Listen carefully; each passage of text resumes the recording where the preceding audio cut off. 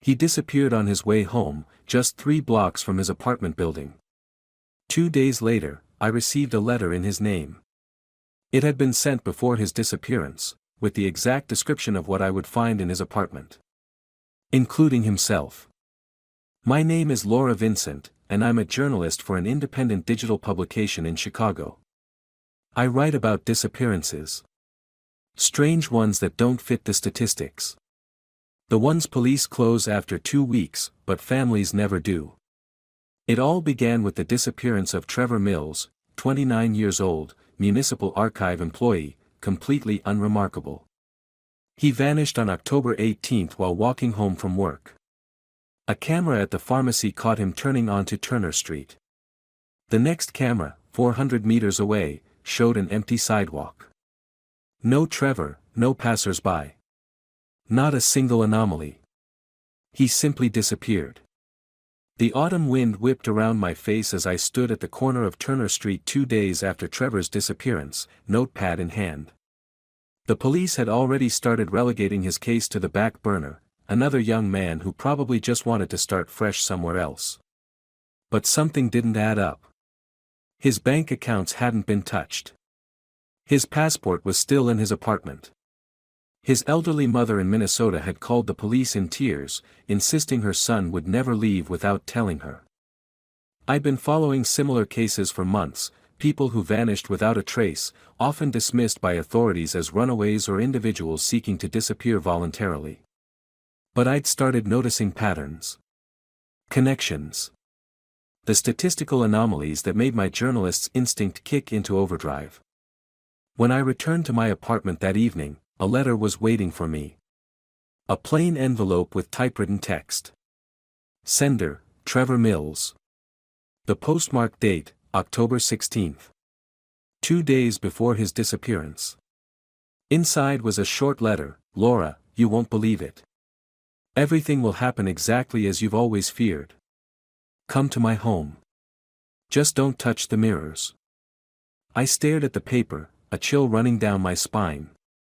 I didn't even know how he knew my name. We'd never met. But everything matched up. He lived alone, and by a strange coincidence, on the street next to mine.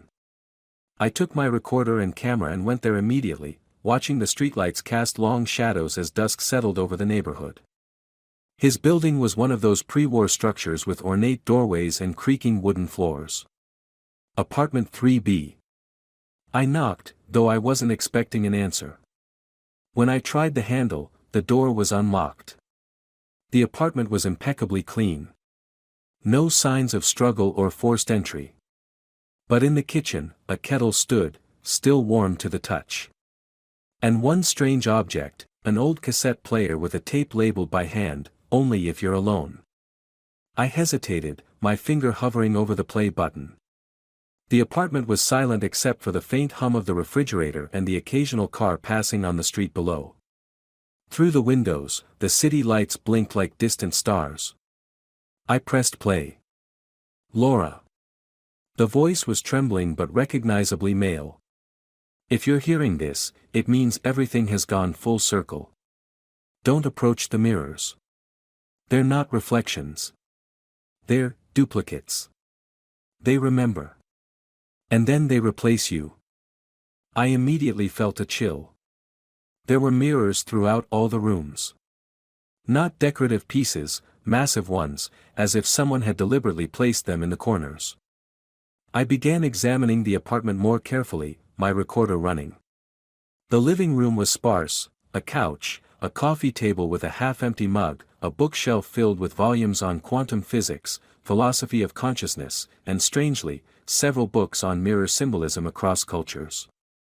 What were you researching, Trevor? I whispered, running my fingers along the book spines. I moved to the bedroom.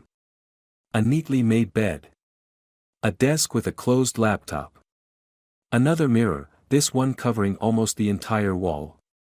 I avoided looking at it directly, Trevor's warning echoing in my mind. Instead, I focused on the closet.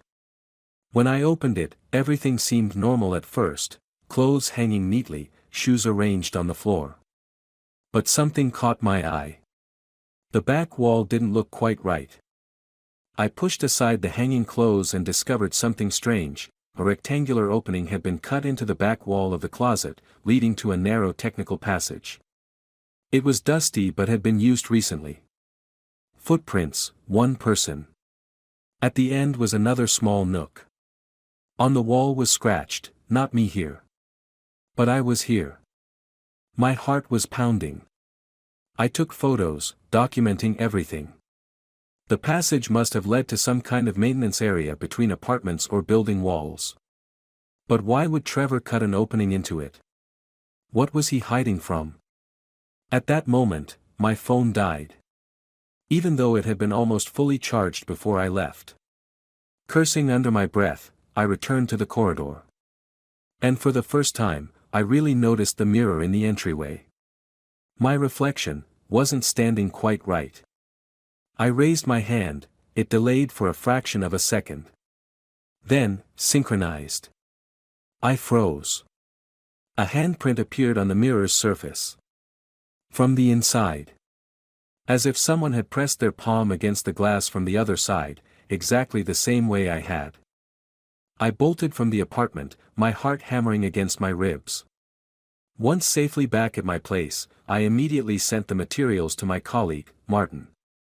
He was the skeptical counterweight to my sometimes overactive imagination, former police detective turned journalist with a knack for finding rational explanations where I saw mysteries. "Vincent, you need to see this," Martin said when he called me back an hour later. His voice had none of its usual sardonic edge. That same morning, there was a strange incident in the news. At the South Hills convenience store, a camera captured someone who looked a lot like Trevor. Except he had burns on his face. He walked in, took a bottle of water, and walked out. But the clerk swears, nobody came in. He didn't see him with his eyes. Only on the screen. "That's not possible," I said, pacing my small living room, trying to make sense of it. I pulled the footage. It's grainy, but it's definitely similar to the DMV photo of Mills. And get this, I checked with other businesses on that block. 3 more security cameras caught him walking, but not a single witness actually saw him in person. I spent a sleepless night reviewing my notes, listening to Trevor's cassette repeatedly, trying to understand what he meant by duplicates. The next morning, I decided to dig deeper into Trevor's background. The municipal archive where he worked mostly dealt with old city records, building permits, historical documents, that kind of thing. Nothing that would explain his bizarre research interests or his apparent paranoia about mirrors. But when I arrived at the archive, I was met with strange looks from his coworkers. Finally, one of them, a woman named Diane with thick glasses and a wary expression, pulled me aside. "You're asking about Trevor," she whispered. "He was different these last few months. Fixated on some old records.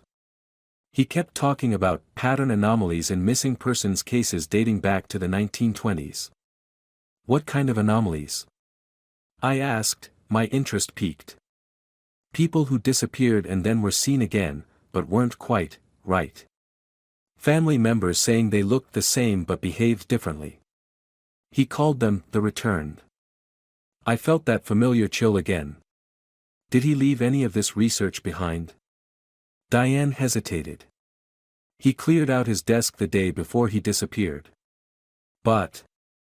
She lowered her voice even further. "He may have hidden some files in the sub-basement. He spent a lot of time down there." The sub-basement of the archive was a labyrinth of metal shelving and dim lighting. Dust motes danced in the few shafts of light from small windows near the ceiling. I found the section Diane had indicated, and after an hour of searching, located a manila envelope taped to the underside of a shelf. Inside were photocopies of old newspaper clippings, handwritten notes, and several photographs. The material was disturbing. Trevor had compiled cases from across decades, people who had vanished, then reappeared days or weeks later. In almost every case, loved ones reported subtle changes. A wife who no longer remembered their wedding song. A father who suddenly couldn't stand the dog he'd raised from a puppy. A pianist whose technique was flawless but whose passion had vanished. Many of these returned individuals eventually disappeared again, permanently. Another day passed. I was growing increasingly paranoid, covering the mirror in my bathroom with a towel, avoiding reflective surfaces.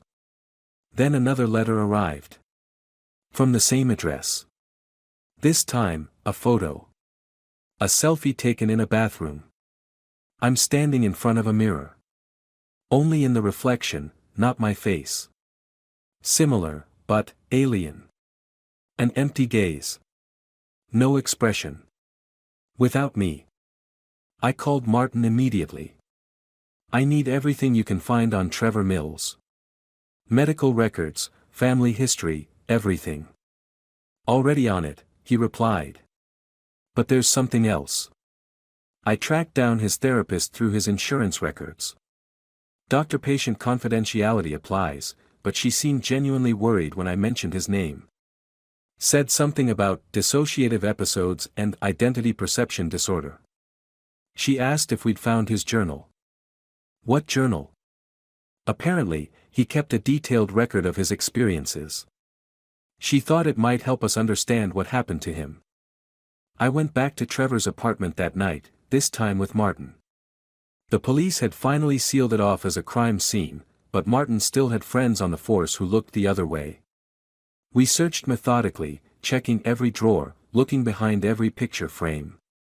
Finally, in the bathroom, Martin found it, a loose tile behind the toilet, concealing a waterproof container. Inside was a leather-bound journal. Trevor's handwriting was neat at the beginning, growing increasingly erratic toward the final entries. He documented his research into what he called the mirror phenomenon, a theory that mirrors weren't merely reflective surfaces but interfaces with parallel versions of ourselves. He'd found historical accounts across cultures, myths and legends about mirrors capturing souls or showing alternate realities. But the most disturbing entries were personal. Trevor claimed he'd started noticing discrepancies with his own reflection. Microdelays in movement. A smile he didn't initiate. Eyes that blinked independently of his own. He'd become convinced that something was watching him through every reflective surface, learning his mannerisms, preparing to replace him. This is textbook paranoid schizophrenia, Martin said, closing the journal with a sigh. Poor guy needed psychiatric help, not amateur detective work. I wasn't so sure. What about the security footage? The clerk who didn't see him? The warm kettle when he'd been missing for days? Martin had no answers for that. Before leaving, I took one more look around the apartment. In the bedroom, I noticed something we'd missed, a small camera mounted high in the corner, pointing at the bathroom door. I took it down and found it was still functional, with a memory card inside. Trevor's archive turned out to be a treasure trove of oddities. He had collected data about people who had gone beyond the edge, those who disappeared and then returned different. Similar, but not the same. One psychology doctor he corresponded with wrote, "Consciousness can be copied, but not returned. A reflection is not just a reflection. It's a backup copy. The question is, who initiates the playback?" Trevor was never found. But a week later, I received a flash drive. On it was a video recording. The camera was set up in his bathroom. Video without sound. He stands in front of the mirror. Looks at his reflection. And then, it begins to move first. He backs away in panic, falls, gets up, but the reflection still stands. Then it suddenly takes a step forward, and the light goes out. End of recording. I live without mirrors now. I still have the recorder, and recently I listened to a strange recording on it. I was asleep, but the microphone was on. On the recording, someone whispers my name. Several times. Quietly, with pauses. And at the 6th minute, a voice, exactly like mine. I found a way to come back. Just don't be scared. It's me. Just from the inside. The next morning, I returned to Trevor's building. The apartment was still sealed, but I needed to check something. I stood in the hallway, staring at his door, when an elderly woman emerged from the neighboring unit. "You're that reporter," she said, eyeing me suspiciously. "The one asking questions about the young man." I nodded, and she sighed heavily. "You know, the night before he disappeared, I heard him talking to someone. Arguing, really. But when I went to check, there was no one else there. Just him, standing in front of that big mirror in his room, having a full conversation." "Did you hear what he was saying?" I asked. "Just fragments. Something about giving it back and not belonging here. I thought he was on the phone at first, but..." She paused, looking uncertain. His voice kept changing. Like he was doing both parts of the conversation. "I've been combing through Trevor's research for weeks now. Testing theories, following patterns. Yesterday, I noticed something in my bathroom mirror, just for a second. A flicker, like static on an old TV. And when it cleared, my reflection smiled before I did. The question haunts me now. What if mirrors aren't just glass, but doors, and someone on the other side is also tired of looking at the same point?"